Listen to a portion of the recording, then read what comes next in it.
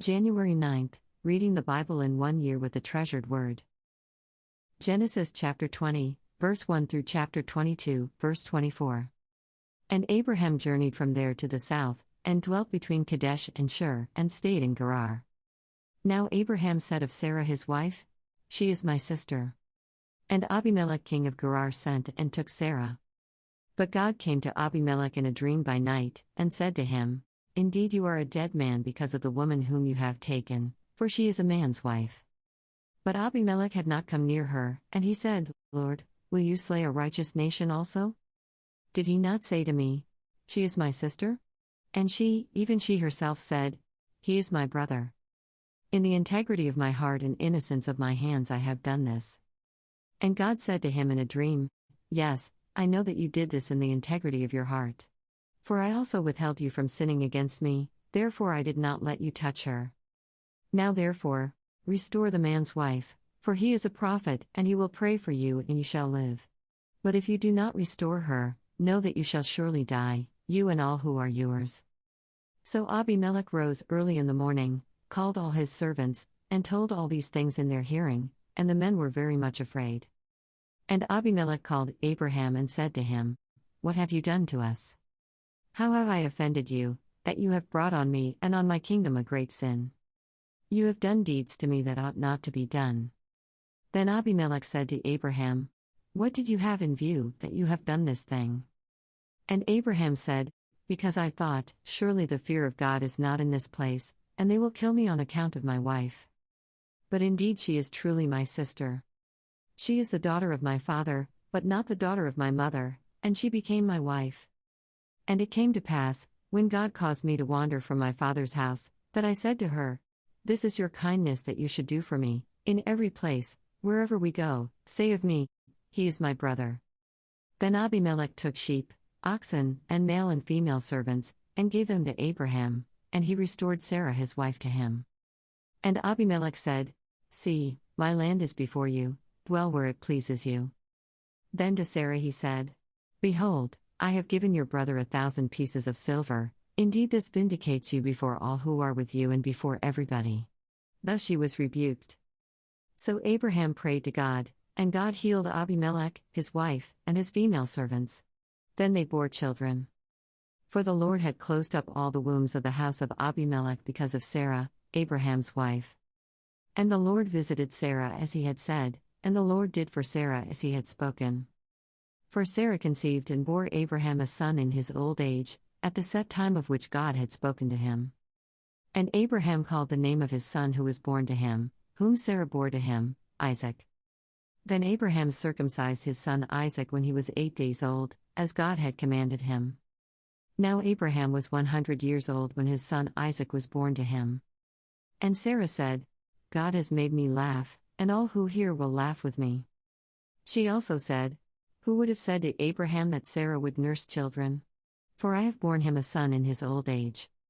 So the child grew and was weaned. And Abraham made a great feast on the same day that Isaac was weaned. And Sarah saw the son of Hagar the Egyptian, whom she had borne to Abraham, scoffing. Therefore she said to Abraham, "Cast out this bondwoman and her son, for the son of this bondwoman shall not be heir with my son, namely with Isaac." And the matter was very displeasing in Abraham's sight because of his son. But God said to Abraham, "Do not let it be displeasing in your sight because of the lad or because of your bondwoman. Whatever Sarah has said to you, listen to her voice, for in Isaac your seed shall be called. Yet I will also make a nation of the son of the bondwoman, because he is your seed."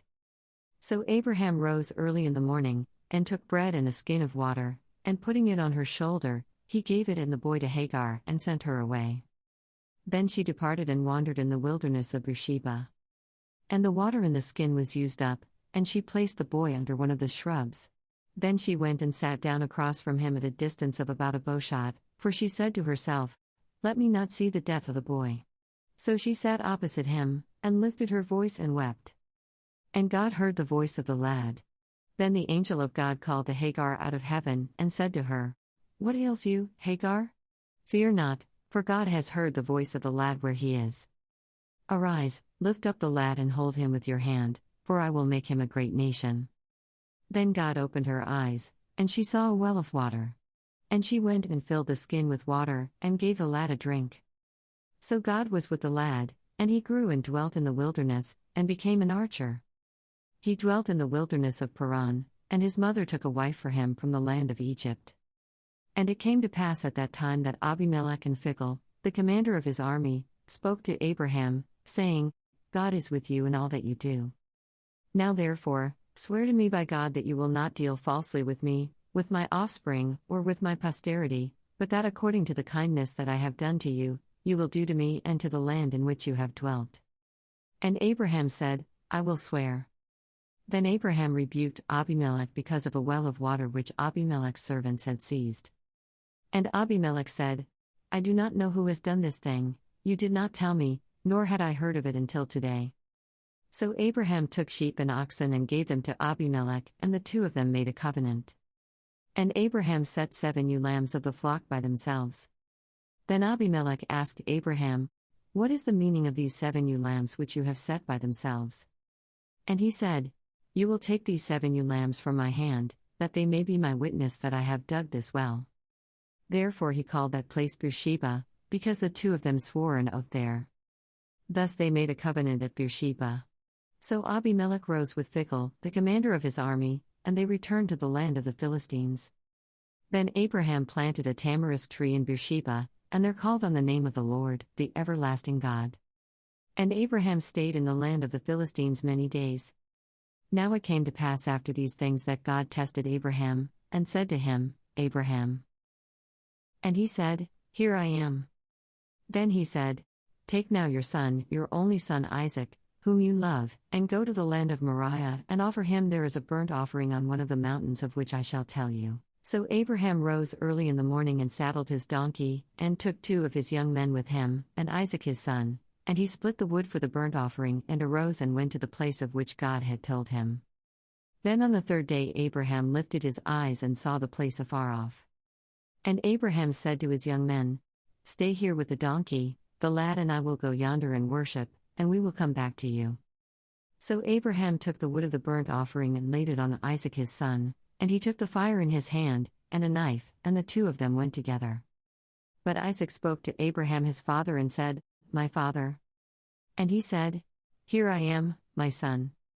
Then he said, Look, the fire and the wood, but where is the lamb for a burnt offering? And Abraham said, My son, God will provide for himself the lamb for a burnt offering.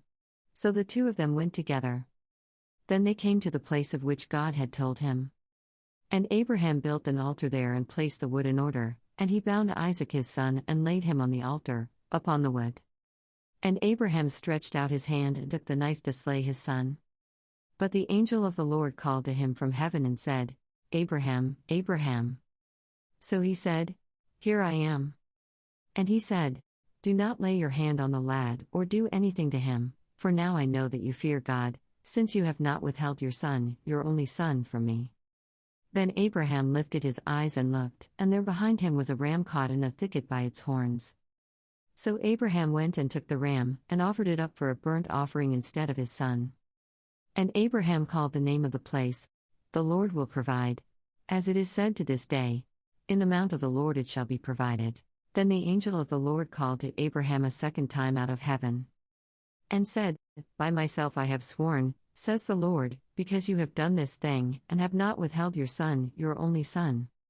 Blessing I will bless you, and multiplying I will multiply your descendants as the stars of the heaven and as the sand which is on the seashore, and your descendants shall possess the gate of their enemies. In your seed all the nations of the earth shall be blessed, because you have obeyed my voice. So Abraham returned to his young men, and they rose and went together to Beersheba, and Abraham dwelt at Beersheba. Now it came to pass after these things that it was told Abraham, saying, Indeed Milcah also has borne children to your brother Nahor. Huz his firstborn, Buz his brother, Kemuel the father of Aram. Chest, Hazo, Pildash, Jedloth, and Betuel. And Betuel begot Rebekah. These 8 Milcah bore to Nahor, Abraham's brother. His concubine, whose name was Rumah, also bore Tebah, Gaam, Thahash, and Makkah. Matthew chapter 7, verses 15 through 29. Beware of false prophets, who come to you in sheep's clothing, but inwardly they are ravenous wolves. You will know them by their fruits. Do men gather grapes from thorn bushes or figs from thistles? Even so, every good tree bears good fruit, but a bad tree bears bad fruit. A good tree cannot bear bad fruit, nor can a bad tree bear good fruit. Every tree that does not bear good fruit is cut down and thrown into the fire. Therefore by their fruits you will know them. Not everyone who says to me, Lord, Lord, shall enter the kingdom of heaven, but he who does the will of my Father in heaven.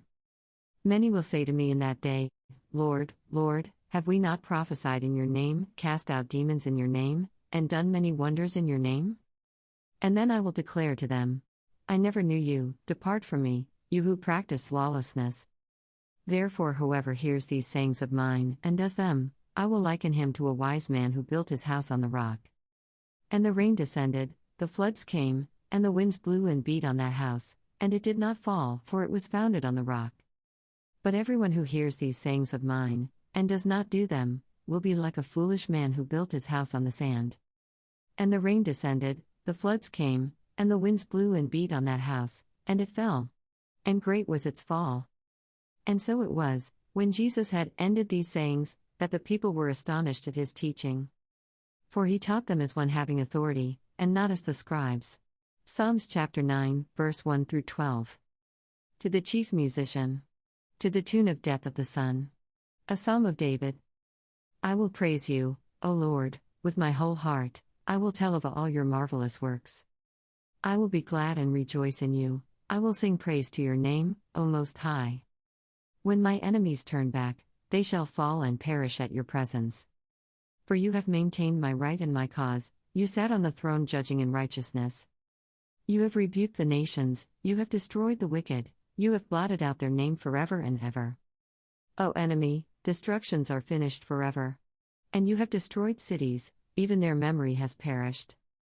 But the Lord shall endure forever, he has prepared his throne for judgment. He shall judge the world in righteousness, and he shall administer judgment for the peoples in uprightness. The Lord also will be a refuge for the oppressed, a refuge in times of trouble. And those who know your name will put their trust in you, for you, Lord, have not forsaken those who seek you. Sing praises to the Lord, who dwells in Zion. Declare his deeds among the people. When he avenges blood, he remembers them, he does not forget the cry of the humble. Proverbs chapter 2, verses 16 through 22. To deliver you from the immoral woman, from the seductress who flatters with her words. Who forsakes the companion of her youth, and forgets the covenant of her God. For her house leads down to death, and her paths to the dead. None who go to her return, nor do they regain the paths of life.